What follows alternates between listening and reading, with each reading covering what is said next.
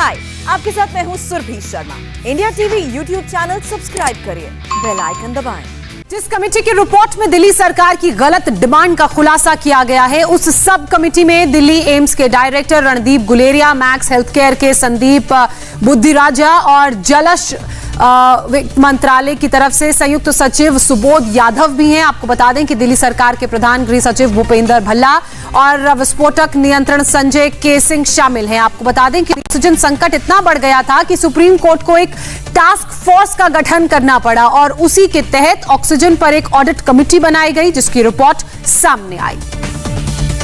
मेरी सहयोगी गोनिका अरोड़ा इस वक्त हमारे साथ जुड़ चुकी हैं। गोनिका, हमने ये तो बता दिया कि जिस टास्क फोर्स का गठन सुप्रीम कोर्ट द्वारा किया गया था उसमें कौन कौन शामिल था, लेकिन एक तरफ बीजेपी की तरफ से संबित पात्रा का ये कहना है कि उस सब ऑडिट कमेटी की रिपोर्ट के हवाले से वो ये बातें कह रहे हैं, तो वहीं दूसरी तरफ दिल्ली के उप मुख्यमंत्री मनीष सिसोदिया ने किसी भी मेंबर की रिपोर्ट की बात से इनकार कर दिया है। अब ऐसे में सच्चा कौन और झूठा कौन?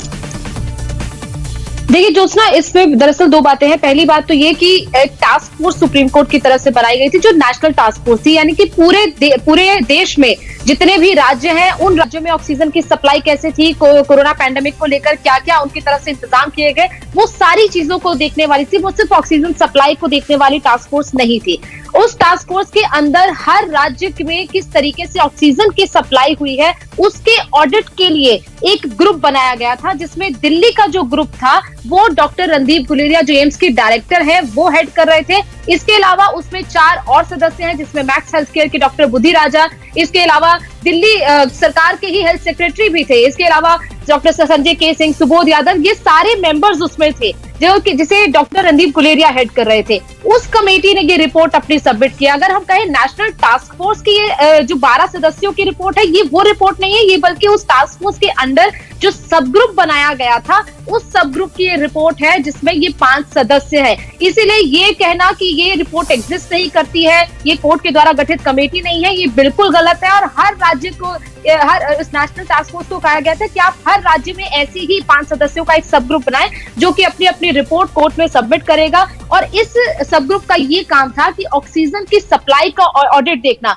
कि राज्यों, क्योंकि कई राज्यों की तरफ से शिकायत रहती, खासतौर पर दिल्ली की तरफ से हर रोज दिल्ली हाई कोर्ट में, सुप्रीम कोर्ट में ये सुनवाई होती थी कि हमें इतनी ऑक्सीजन चाहिए, हमें इतनी ऑक्सीजन नहीं मिल रही है। इसीलिए कोर्ट ने ये कहा था कि अगर केंद्र सरकार ये कह रही है कि दिल्ली को 400-450 मीट्रिक टन ऑक्सीजन बहुत है, तो फिर दिल्ली सरकार 700 से 800 मीट्रिक टन ऑक्सीजन की मांग क्यों कर रही है? इसीलिए इस झगड़े को बेसिकली अगर कहें, इस क्लैश को सुलझाने के लिए ही कोर्ट ने इस कमेटी को बनाने का निर्णय किया था। और ये 5 सदस्यों की कमेटी ने अब सारे फैक्टर्स का ऑडिट करके कोर्ट को जो रिपोर्ट सबमिट की है, करीब 120 पन्नों से ज्यादा की ये रिपोर्ट है, जिसमें ये कहा गया है कि दिल्ली सरकार ने अपनी जरूरत से 4 गुना ज्यादा ऑक्सीजन की मांग की थी। और वो ऑक्सीजन सप्लाई, कुल मिलाकर बात यह है कि रिपोर्ट तो सामने आई है, वो नेशनल टास्क फोर्स की तरफ से नहीं बल्कि एक सब कमेटी की तरफ से सामने आई है। लेकिन मीनाक्षी, अब ऐसे में सवाल ये बनता है कि जब आपकी डिमांड 4 गुना कम थी तो आपने 4 गुना ज्यादा क्यों मांग की? क्यों बाकी 12 राज्यों को वंचित रहना पड़ा? उस रिपोर्ट में और क्या क्या कुछ सामने आया है, विस्तार से बताइए।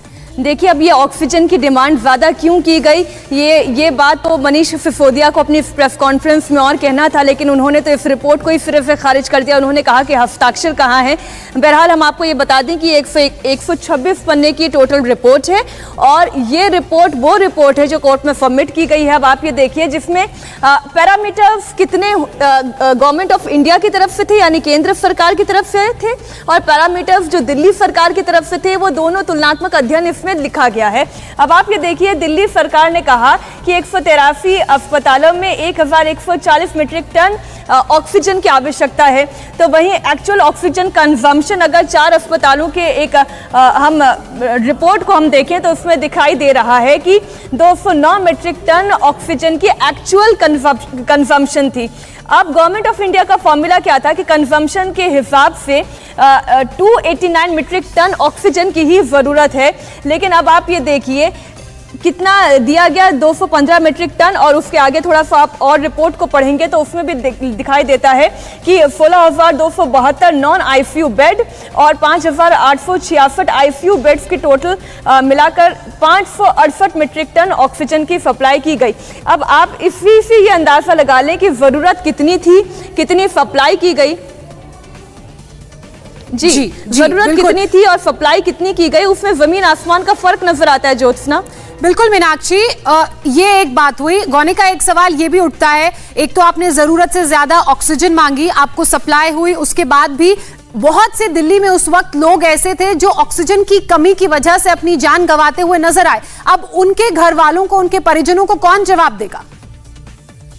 देखिए, बिल्कुल, जब उस वक्त भी तमाम अस्पताल दिल्ली हाईकोर्ट का, सुप्रीम कोर्ट का दरवाजा खटखटा रहे थे, तब भी केंद्र सरकार की तरफ से ये कहा गया था कि जो सारा ये इस तरीके से जो लोगों की मौत हो रही है, अस्पतालों तक ऑक्सीजन नहीं पहुंच रही है, ये सिर्फ और सिर्फ दिल्ली सरकार के मिसमैनेजमेंट का तरीका है। उनके पास जितनी ऑक्सीजन आ रही है, उन्हें ये तक नहीं पता है कि आखिर आप ऑक्सीजन को आपको कितनी जल्दी कहां पर भेजना है। और इस चीज पर दिल्ली हाईकोर्ट के जज ने भी सवाल उठाए थे कि ये आपका मिसमैनेजमेंट हो रहा है, क्योंकि उन्हें ये तक नहीं पता था, दिल्ली सरकार को, एक वक्त तक जब पीक पर केसेस थे, कि उनके पास कितने सप्लायर्स हैं, उन सप्लायर्स के पास कितनी ऑक्सीजन है, वो ऑक्सीजन कितने वक्त में कहां पहुंच रही है। और जब दिल्ली हाईकोर्ट ने दिल्ली सरकार को फटकार लगाई थी, उसके बाद दिल्ली सरकार ने एक डेटा 2 से 3 दिन के अंदर सबमिट किया था कि ये हमारे सप्लायर्स हैं, इनके पास इतनी ऑक्सीजन है। कई ऐसे सप्लायर्स उसमें निकलकर सामने आए थे जिनके जो कि अपनी मर्जी से ऑक्सीजन की सप्लाई कर रहे थे। अस्पतालों का, देखिए, कई ऐसे अस्पताल होते हैं जिनके क्योंकि दिल्ली में किसी के पास भी अपना ऑक्सीजन प्लांट नहीं है,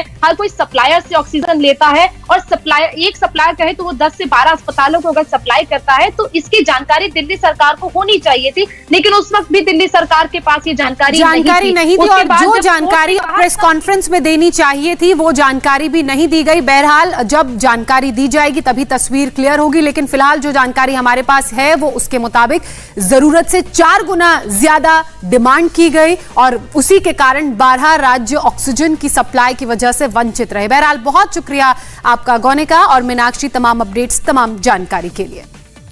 महाराष्ट्र में ईडी का बड़ा एक्शन चल रहा है। पूरी खबर पर डिटेल बताएंगे आपको एक छोटे से ब्रेक के बाद।